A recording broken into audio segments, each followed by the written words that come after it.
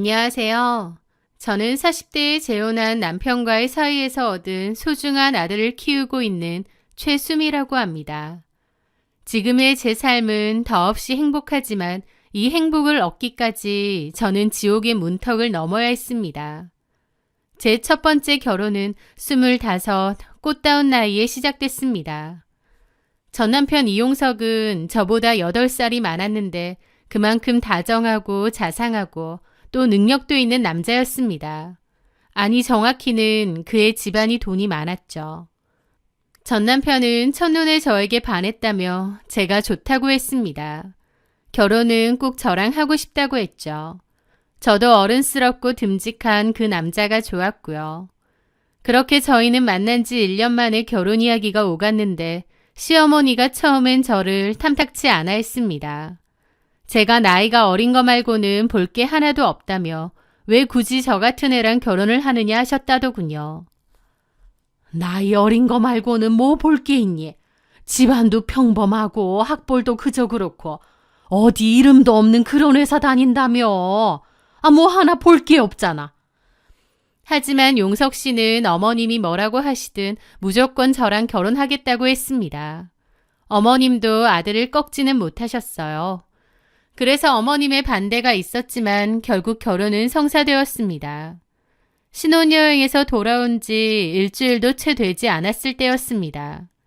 남편이 분위기 좋은 레스토랑에서 식사를 하자고 했어요.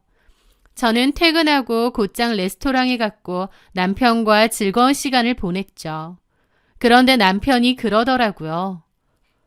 수미야, 회사 다니느라 많이 힘들지?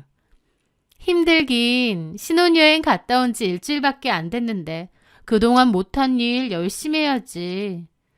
그런데 제 대답에 남편의 표정이 묘하게 굳어지더라고요. 그러더니 회사 그만두는 게 어때? 그게 무슨 소리야? 내가 버는 걸로 충분하잖아. 자기까지 왜 고생하면서 힘든 회사 일에 시달려야 돼. 나는 자기가 좀 쉬면서 집도 보살피고 그랬으면 좋겠어. 결혼 전까지만 해도 그런 얘기가 전혀 없었기에 좀 당황스럽더라고요. 그리고 저는 결혼을 했어도 직장을 그만둘 생각이 없었기에 남편의 말은 더더욱 당혹스러웠죠. 남편은 자기가 워낙 바쁘니까 저보고는 집에서 편하게 쉬면서 내조에만 집중해줬으면 하는 말을 다시 말하더라고요. 저는 좀 고민을 해보겠다고 했습니다. 내가 회사를 그만두고 남편 내조를 해주는 게 맞는 건가 고민이 되더라고요. 게다가 남편도 시어머니도 빨리 아이를 가지길 바라기도 했어요. 결혼을 했으니 나만 생각하면 안 되겠다 싶기도 했습니다. 또 그때까지도 시어머니가 저를 탐탁치 않게 여기셨기에 제가 하루라도 빨리 아이를 가져서 며느리로서 인정받고 싶은 마음도 있었어요. 그리고 저를 위해서 좀 쉬면서 취미생활도 하고 편하게 지냈으면 하는 남편의 마음이 고맙기도 했습니다. 그래, 이게 다 나를 사랑해서 하는 말이지. 이만한 집에 시집 왔으면 너무 내 고집만 부리지 말고 이 정도는 맞춰야 될지도 몰라. 생각했죠. 그래서 저는 결국 회사에 사직서를 냈습니다. 제 이름이 적힌 사원증을 반납하면서 앞으로는 이용석의 아내이자 이 집안의 며느리로 살겠다는 결심을 했죠. 제가 일을 그만두고 나서 어머님은 본격적으로 아이부터 가지라고 하셨습니다. 그러면서 몸을 좀 보호해야 한다며 유명한 한의원에 저를 데리고 가셨죠. 거기에는 연세가 많으신 한의사 할아버지가 계셨는데 제 진맥을 짚고 그러시더라고요. 아이고, 며느래기 몸이 태생적으로 차고 아기 집도 약하네. 임신이 쉽지는 않겠어. 임신이 쉽지 않겠다는 그 말에 어머님은 저를 조용히 흘겨보시더라고요. 저희 남편도 진료를 받았는데 남편은 문제없이 건강하다고 하셨다네요. 그렇게 집에 가는 길에 어머님이 비아냥거리시는 겁니다. 나이가 어려서 임신은 금방 할 줄 알았는데 그것도 아니었나 보네 라면서요. 저한테는 너무 상처였죠. 어쨌든 저도 제 몸 상태가 그랬구나 싶어서 좀 놀라긴 했습니다. 그날 이후 어머님의 본격적인 닥달이 시작됐습니다. 어머님은 매일같이 전화하셔선 약은 꼬박꼬박 잘 챙겨 먹고 있냐고 감시하셨거든요. 그 약은 꽤 오랫동안 달아서 먹었던 것 같아요. 하지만 1년이 지나도 아이는 찾아오지 않았습니다. 또 한의원에 갔더니 그 한의사분이 하는 말이 자궁도 약한데 스트레스를 많이 받는지 아이가 잘 안 생기는 거라고 하는 거예요. 어머님은 그 말에 역시나 집에 오면서 집에서 편하게 놀고 먹는데 무슨 스트레스를 받는다는 건지. 너는 예전에 사회생활도 했다는 애가 그렇게 마음이 약해 빠져서 어디다 쓰니? 라며 또 나무라셨어요. 저는 죄인이 된 기분으로 고개를 숙이고 아무 말도 하지 않았죠. 솔직히 어머님이 매일같이 전화해서 임신 소식은 없는지, 약은 잘 챙겨 먹는지 등등 감시하고 압박을 하니 스트레스를 안 받을 수가 없었습니다. 하지만 어머님은 당신이 스트레스 원인인 줄도 모르시는지 끝없이 저를 압박했죠. 마음을 편히 가져야 아이가 생긴다고 하지만 정작 시어머니의 감시 속에서 하루라도 마음 편한 날이 없었으니 정말 어불성설이었죠. 그렇게 속절없이 시간은 흘러 결혼 6년 차가 되었습니다. 아이는 그때까지도 생기지 않았고 그 사이 저는 몸과 마음 모두 만신창이가 되었던 것 같아요. 어머님은 노골적으로 애 하나 못 낳느냐고 속상해하셨고 저는 그 속에서 피가 마르는 심정이었습니다. 그런데 6년 동안 적극적인 시술은 하지 않았어요. 보통 난임 기간이 길어지면 난임병원에 가서 적극적인 치료라도 하지만 저는 그것도 못했습니다. 왜냐하면 어머님은 엄청 맹신하는 보살분이 있었는데 그분이 자연적으로 아이가 생겨야 된다고 시술 같은 거 하면 안 된다고 못을 박았대요. 그리고 제 사주에 아이가 있기는 하답니다. 그러니까 좀 기다리라고 했고 그렇다 보니 시술도 못 받게 된 거죠. 심지어 남편 역시도 병원에서 정액 채취를 하는 게 수치스럽고 하기 싫다고 거절을 했습니다. 정작 의학적으로 적극적인 노력을 안 하는 건 남편과 어머님인데도 저한테만 임신 안 되냐고 닥달했던 거죠. 오로지 한약과 점쟁이 말에만 의존하면서요. 그 집에서 저는 혼자였고 너무 힘들었습니다. 그리고 저는 남편을 붙잡고 내 소원이니 시술 한번 받아보자고 했습니다. 남편도 한의원 진맥만 짚었지 제대로 된 병원 검사를 받아본 적이 없었어요. 그 한의원에서는 남편은 너무 건강하고 정상이라고만 하는데 하지만 임신 기능이 진맥으로 다 나오겠나요? 전문적인 병원에서 검사 좀 해보자고 제가 그렇게 애원하니 남편도 마지못해 알겠다고 했고 결국 검사와 시술 날짜도 잡았습니다. 어머님 몰래 해야 했기 때문에 조용히 진행을 하기로 했죠. 그러는 와중 저희 집에 일을 봐주시던 도우미 분이 계셨는데요. 집에 사정이 생겨서 일을 그만둬야 된다고 하셨어요. 그러면서 그 아주머니가 잘 아는 도우미 분이 있는데 젊고 싹싹하고 일도 잘한다며 추천해 주시더라고요. 그래서 면접을 볼 겸 오시라고 했고 이혜진 씨가 저희 집으로 오게 되었습니다. 그런데 생각보다 너무 젊은 사람인 거예요. 나이를 보니 저보다도 2살 어리더군요. 이렇게 젊은 사람이 다른 집 살림해주는 일을 하나 싶기도 하면서도 참 열심히 사는 사람이구나 싶어서 대단하다 싶기도 했습니다. 집에 일하는 사람이 너무 젊고 예뻐서 솔직히 마음 한구석에 불안감이 없지는 않았어요. 하지만 그건 제 노파심이라고 애써 생각을 했습니다. 그렇게 일을 시작한 혜진 씨는 정말 야무지더라고요. 처음에 잠깐 했던 제 걱정이 무색하게 손은 어찌나 빠르고 꼼꼼한지 게다가 음식까지 정말 잘했습니다. 와, 역시 전문가다 싶을 정도로 집안일을 잘하는 사람이었고 저도 너무 만족했죠. 그것뿐인가요? 성격도 싹싹해서 저랑은 너무 친하게 잘 지냈습니다. 그런데 저와 달리 제 남편은 혜진 씨를 대하는 태도가 좀 달랐어요. 평소 남편은 다른 사람에게 꽤나 신사적인 사람이었거든요. 누구에게나요. 하지만 이상하게도 혜진 씨에게는 지나치게 무뚝뚝하고 싸늘한 거예요. 눈도 마주치지 않고 혜진 씨가 저녁 식사 메뉴라던가 뭔가를 물어보면 대답도 잘 안 하는 겁니다. 저는 남편의 그런 모습에 혜진 씨가 기분 상할까봐 괜히 중간에서 안절부절 못했고 남편에게도 따로 뭐라고 했죠. 혜진 씨한테 왜 그렇게 냉랭하게 해, 섭섭하게. 밖에서 하루 종일 사회생활하고 피곤해 죽겠는데 집에서 일해주는 사람한테도 사회생활 해야 돼? 무슨 말을 그렇게 해. 그런 뜻이 아니라. 됐다. 남편은 더 이상 아무 말도 하지 않더라고요. 저도 어쩔 수 없다 생각해서 냅뒀는데 지나고 보니 정말 웃긴 일이었더라고요. 왜냐면 남편은 지 속에서 들끓고 있는 진짜 속마음을 감추기 위한 어설픈 연극을 한 거였으니까요. 그렇게 검사 날짜를 앞둔 어느 날 어머님은 또 어디서 이상한 말을 듣고 와서 저를 닥달했습니다. 내가 아주 유명하다는 스님을 찾아뵀는데 그 스님 말이 네 덕이 부족해서 자식 문이 안 열린단다. 네가 정성이 부족해서 그렇대. 라는 거예요. 그러더니 그날부터 저를 따라오라고 해서 왕복 3시간이 걸리는 사찰에 데리고 가서 절을 시켰습니다. 얼마나 힘든지 기절할 것 같더라고요. 그런데도 어머님은 정성이 부족하다며 저를 다그쳤습니다.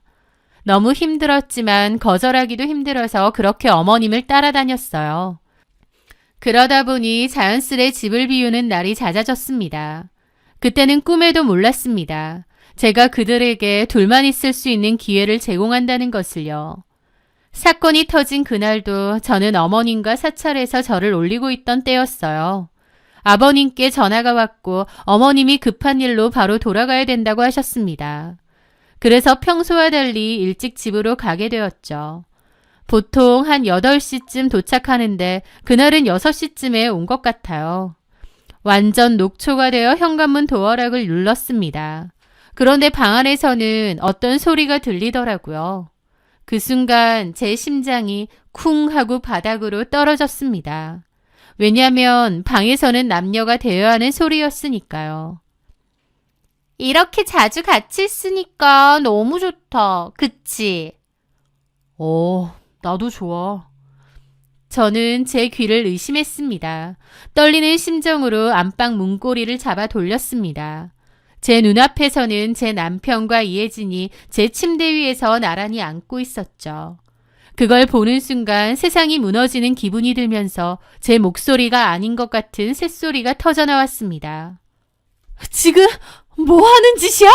미쳤어?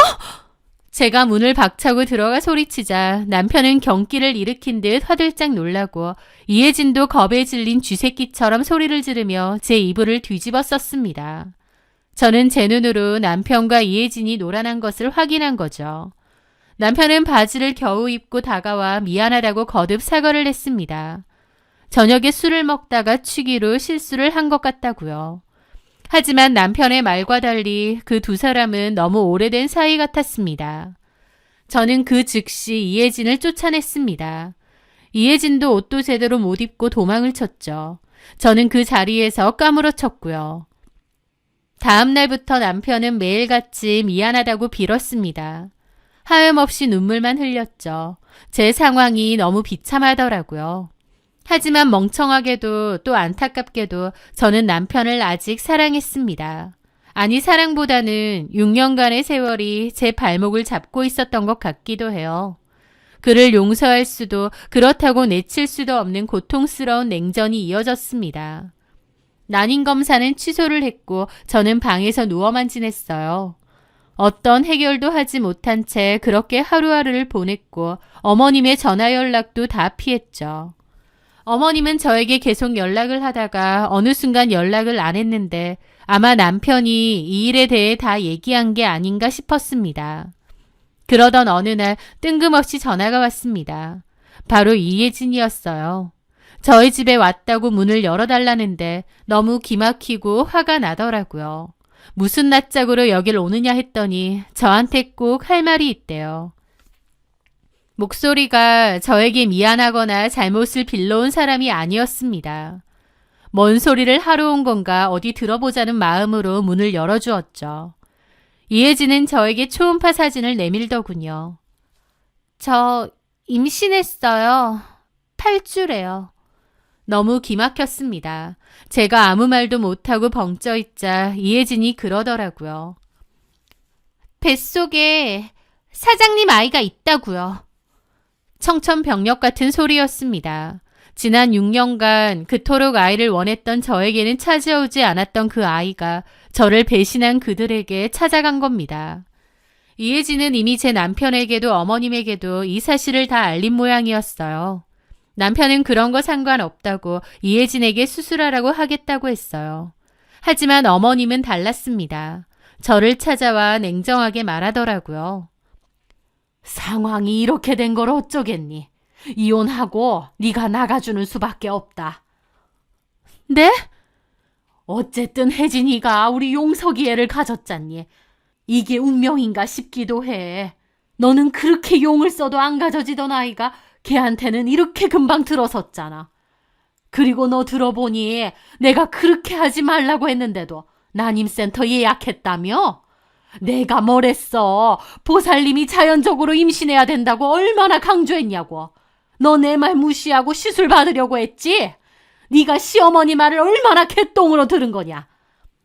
어머니, 바람핀 사람은 이용석이에요. 왜 저한테 뭐라고 하시는 거예요? 너도 잘한 거 없다 이 말이야. 막말로 네가 지금 애라도 있었으면 나는 무조건 네 편이다. 이혜진 뱃속에 애가 있든 말든 돈이라도 쥐어주고 수술하라고 했을 거다. 근데 봐라. 너는 없고 걔는 우리 용석이에 임신했잖니. 너랑은 죽어도 안 생기던 애가 걔랑은 이렇게 금방 생기니. 이게 운명인가 싶기도 하다. 긴 말 할 것도 없고 위자료 줄 테니까 정리해. 솔직히 가사도우미 출신 며느리 나도 썩 탐탁지 않아. 근데 또 생각해보면 걔랑 너랑 뭐가 그렇게 다르겠니? 너라고 뭐 대단한 집안의 교수도 아니었잖아? 고집 부려봤자 너만 힘드니까 끝내라. 라는데 기가 막혀서 아무 말도 안 나오더라고요. 어떻게 이렇게 뻔뻔할 수가 있나요? 누가 보면 제가 바람을 핀 줄 알 거예요. 그날 저녁 남편에게 따졌습니다. 그런데 남편도 어머님과 그 사이에 얘기가 된 건지 말을 바꾸고 더 이상 제게 용서를 구하지 않았습니다. 당신한텐 정말 미안하지만 우리 그만하자. 내 애를 가졌다면 책임지는 게 맞는 것 같아. 위자료는 섭섭치 않게 줄게. 남편도 결국 어머님 아들이더군요. 지난 6년의 세월을 돈으로 계산하고 있었으니까요. 저는 그럴수록 오기가 생겨 절대 이혼하지 않을 거라고 결심했습니다. 그러는 동안 시부모님과 남편은 변호사를 구해 저한테 대응하려고 한 모양이지만 저는 죽어도 물러나지 않을 작정이었어요. 그렇게 저는 10개월 가까이 버티고 또 버텼습니다. 그런데 하늘 아래 제 편은 없는 건지 그맘때 공교롭게 친정오빠가 사업 관련한 사기를 당했습니다. 주변에 돈까지 빌렸는데 그 일로 오빠가 감옥에 들어갈지도 모르는 상황이었죠. 친정 부모님은 울면서 제게 전화를 하셨어요. 오빠가 그 돈을 못 갚으면 감옥 들어가야 될지도 모른다고. 위자료라도 받아서 오빠 좀 도와주면 안 되겠느냐고요. 친정 식구들까지 저에게 이혼을 하려고 종용을 하니 정말 믿을 곳 하나 없다 싶더라고요. 저는 결국 모든 것을 포기하고 이혼을 하기로 했습니다. 그렇게 이혼 과정을 밟으면서 이혜진 씨가 아들을 낳았다는 소식을 들었습니다. 어머님은 좋아서 입이 찢어졌다는 소리도 들려왔죠. 그렇게 저는 그 집을 나왔고 제 위자료로 오빠를 도와주었습니다. 오빠를 도운 건 다행이었지만 그때의 제 심정은 지금 생각해도 너무 비참하고 피눈물이 나네요. 그렇게 친정에서 지내던 저는 남편 집에서 미처 들고 오지 못한 몇 가지가 생각났습니다. 그래서 그 짐을 챙기러 간다고 연락 후 찾아갔는데요. 집 안으로 들어가자 이혜진이 거실을 떡하니 차지하고 아이를 안고 있더라고요. 그 싹싹하고 성실하던 가정부 이혜진이라는 여자는 온데간데 없고 거만한 승리자처럼 저를 쳐다보면서 짐 챙기고 빨리 나가달라고 했습니다. 이제 이 집의 안주인은 자기라 이거죠. 저는 비참한 기분으로 제가 미처 못 갖고 갔던 짐을 챙겼습니다. 이혜진은 제 뒤까지 따라와 제가 뭘 챙기는지 감시하더라고요. 그렇게 저는 방을 나서려다가 이혜진이 안고 있는 아이를 봤습니다. 그런데 그 짧은 순간이지만 좀 이상하더라고요. 물론 갓난아기긴 하지만 그래도 이미지라는 게 있는데 그 아이는 이용석도 이혜진도 전혀 닮지 않았거든요. 이용석은 좀 하얗고 눈도 작고 기다란 편인데 이혜진 품속의 아이는 까맣기도 하고 쌍꺼풀도 짙고요. 이용석도 아니고 그렇다고 이혜진을 닮은 것도 아니었기에 좀 의아했습니다. 그냥 안 닮았다 정도가 아니라 너무 결이 다른 느낌이었다고나 할까요? 그래서 제가 아이를 빤히 쳐다봤는데 그 순간 좀 전까지 여유롭던 이혜진이 갑자기 신경질적으로 아이를 확 돌려앉는 거예요. 뭘 그렇게 쳐다봐요? 라면서 저를 엄청 경계하면서 날선 반응을 보이는 겁니다. 그 순간 제 머릿속에서 뭔가 이상하다는 신호가 울렸습니다. 왜 이렇게까지 예민하게 굴지 싶더라고요. 저에게 어떤 촉이 왔던 거죠. 그렇게 저는 어쨌든 짐을 마저 챙기고 잠깐 화장실을 들르겠다고 했습니다. 이혜진은 혼잣말로 가지가지하네 라고 하더라고요. 저는 못 들은 척 화장실에 들어가 남편의 칫솔을 챙겼습니다. 남편은 늘 같은 브랜드, 같은 색상의 칫솔을 쓰기 때문에 바로 알 수가 있었죠. 그리고 이혜진이 아기 기저귀를 가는 사이 몸을 슬쩍 숙여 아이의 쪽쪽이도 챙겼습니다. 혹시 돌아볼까봐 가슴이 막 뛰었는데 전혀 눈치 못 챈 것 같더라고요. 그렇게 가지고 온 물건으로 친자 검사를 하게 되었습니다. 제 촉이 뭔가 그 아이가 이용석의 아이 같지가 않았거든요. 며칠 뒤 결과서를 확인하게 되었는데요. 결과는 놀랍더라고요. 친자 불일치. 한마디로 그 아이는 정말로 남편 이용석의 아이가 아니었습니다. 그 결과지를 보고 멍해 있다가 그 뒤에는 한참을 소리내어 웃었습니다. 너무 기가 막히면서도 또 한편으론 너무 통쾌해서 눈물까지 나는 거예요. 어떤 기분이었냐면 그전까진 제 꼴이 너무 비참하고 서글프고 그랬는데 친자가 아니라는 사실을 안 순간 너무 후련하고 통쾌하고 속이 시원하게 뚫린 것 같은 겁니다. 진짜 비참하고 우스운 사람은 더 이상 제가 아니라 아무것도 모르는 전시모와 전남편이 된 거니까요. 생각 같아선 당장이라도 이 결과지를 들고 그 집으로 쳐들어가 시어머니와 남편의 면상에 집어던지고 싶었습니다. 이것 봐라. 너희가 그토록 원하던 손주는 가짜다. 속고 있는 게 참 우습다. 라고 소리치고 싶었습니다. 하지만 저는 그러지 않았습니다. 내가 왜 얘기해줘야 되지? 싶더라고요. 차라리 모르고 그 아이를 키우게 하는 것이 저에게는 더 큰 복수가 될 것 같았습니다. 그리고 제 마음이 내킬 때 언제든지 폭로할 수도 있고요. 그렇게 저는 한결 가벼워진 마음으로 그 친자검사지는 깊은 서랍 속에 넣어두었죠. 그 뒤로 저는 다시 제 이름으로 제 삶을 살았습니다. 다시 회사에 다녔고 열심히 살았죠. 그 친자검사지가 제 분한 감정을 좀 풀어주었기에 마음을 다잡고 다시 그렇게 살 수 있었어요. 오빠도 후에 도와준 돈 고맙고 미안했다며 이자까지 쳐서 저에게 돌려주었고요. 그렇게 지난 상처를 잊고 살다가 저를 진심으로 아껴주는 지금의 남편을 만났습니다. 결혼 전제로 연애를 하던 차에 놀랍게도 제가 아이를 가지게 된 거예요. 그렇게 애를 써도 오지 않던 아이가 연애 때 생긴 거죠. 그렇게 저는 재혼을 했고 아이도 낳았습니다. 세월이 흘러 아들의 어린이집 입학 상담을 위해 한 어린이집을 찾았을 때였습니다. 좀 크고 유명한 어린이집이라 상담 예약을 겨우 잡고 찾아갔죠. 그 어린이집은 2개의 건물로 유치원과 함께 운영되는 곳이었습니다. 아이가 어린이집 놀이시설에서 잘 노는 것을 보고 선생님이 먼저 어머니, 세윤이가 잘 노니까 좀 놀다가 데려가세요. 라고 하셨어요.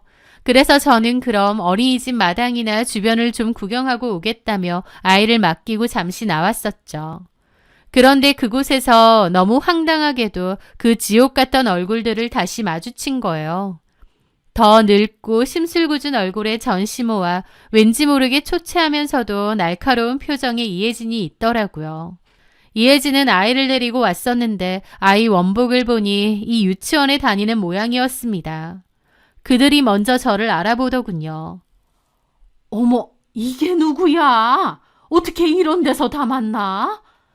저는 인사도 하기 싫어서 그냥 고개만 까딱했습니다. 네가 여기 웬일이야? 재혼했다는 말은 들었는데 설마 애도 있었니? 그러기에 제가 웃으며 그랬죠. 네, 금방 생기던데요. 제 말에 전시모는 코웃음을 치며 비꼬는 겁니다. 허참, 몸에 문제 있어서 애도 못 가는 줄 알았더니 그건 아니었나 보네. 라며 사람을 긁는데 그때 깨달았습니다. 드디어 다 밝힐 때가 왔다는 것을요. 당연하죠. 문제는 제가 아니라 어머님 아들이었을 테니까요. 그걸 아직도 모르시는구나. 그 말에 전시모 눈이 돌더라고요. 뭐? 너 지금 뭐라고 했어? 내 아들이 무슨 문제? 우리 손주가 떡하니 있는데 내 아들이 무슨 문제? 그 말에 이혜진의 얼굴이 순간 당혹스럽게 질리면서 제 눈치를 살짝 보더라고요. 저는 피식 웃었죠. 이혜진은 다급하게 전시모의 팔을 잡아당겼습니다. 어머니, 가요. 상대하지 말고. 저는 이혜진을 똑바로 쳐다보며 나지막이 하지만 또렷하게 말했습니다. 혜진 씨, 나 그때 마지막으로 그 집에서 짐 챙겨 나오던 날 기억나? 네? 그 집에서 뭐 없어진 거 없었어? 그게 무슨... 저는 여유 가득한 목소리로 말했죠. 실은 내가 그때 아기 쪽쪽이 들고 갔거든. 아무리 봐도 아기가 이용석이랑 너무 안 닮은 거야. 그래서 이용석 칫솔도 들고 갔어. 그 말에 이혜진의 눈이 공포로 휘둥그레지는 거예요. 그 모습을 전시모가 놓칠 리 없었죠. 지금 무슨 소리를 하는 거야? 저는 시어머니의 말을 자르며 웃었습니다. 10년 묵은 채증이 한순간에 내려가는 기분을 느끼면서요. 어머님, 제가 그걸 들고 가서 뭘 했겠어요? 저는 10년 동안 아무것도 하지는 않았지만 결국 복수는 한 셈이네요. 어머님 며느님한테 직접 한번 물어보세요. 그 귀한 손주가 과연 누구인지. 저는 다 알고 있거든요. 그 순간 이혜진이 이성을 잃고 제게 달려들었습니다. 미쳤어? 어디서 개수작이야! 하지만 제 말에 전시모가 얼굴이 창백하게 질려서는 이혜진의 팔을 낚아챘습니다. 너 이게 무슨 소리야? 아니에요, 어머니. 저 여자 미쳤나 봐요. 아무 헛소리나 하는 거예요. 저는 코웃음 치며 말했습니다. 어머, 선생님께서 부르시네요. 저는 이만 가보겠습니다. 그럼 두 분이서 얘기 잘 나눠보세요. 그렇게 저는 자리를 떴고 고개를 힐끗 돌려보니 전시모도 이혜진도 표정이 아주 가관이더라고요. 나중에 들리는 소문으로는 그야말로 지옥도가 펼쳐졌다고 합니다. 전시모는 결국 머리카락을 뽑아 자기 손으로 직접 친자검사를 의뢰했다더군요. 그리고 친자가 아닌 게 밝혀진 것을 알게 되었다죠. 이혜진은 몇 년 전 제가 쫓겨났던 그 모습 그대로, 아니 더 비참하게 아이와 함께 쫓겨났다고 하더군요. 그 오랜 기간 남의 자식을 친자식인 줄 알고 키웠던 이용석과 전시모. 특히 전시모는 충격으로 알아누웠고 헛소리까지 하면서 제정신이 아니라는 얘기도 있더라고요. 전 남편도 그동안 키워온 아이가 자기 아이가 아니라는 사실과 속았다는 분노에 허구한 날 술을 퍼먹고 산다고 하고요. 그 무당말이 맞긴 했네요. 제 팔자에는 아이가 있었으니까요. 하지만 그 아이가 이용석의 아이는 아니었던 거죠. 저는 지금 저를 세상에서 가장 사랑해주는 남편과 제 목숨보다 소중한 아들과 함께 정말 행복하게 잘 살고 있습니다. 제 행복이 그들에게는 가장 완벽한 복수가 되었을 거예요. 어떤 일이 있을 때 그 일이 결국 좋은 일이 될지 안 좋은 일이 될지는 아무도 모른다고 합니다. 저는 첫 번째 결혼에서 남편에게 배신을 당했지만 그로 인해 지금의 남편 그리고 지금의 아이도 얻었으니 저에게는 오히려 좋은 일이 되었던 게 아닌가 싶어요. 좋은 일도 나쁜 일도 결국 내 인생에 다 필요한 일이라는 생각으로 살아가려 합니다. 제 사연 들어주셔서 감사합니다.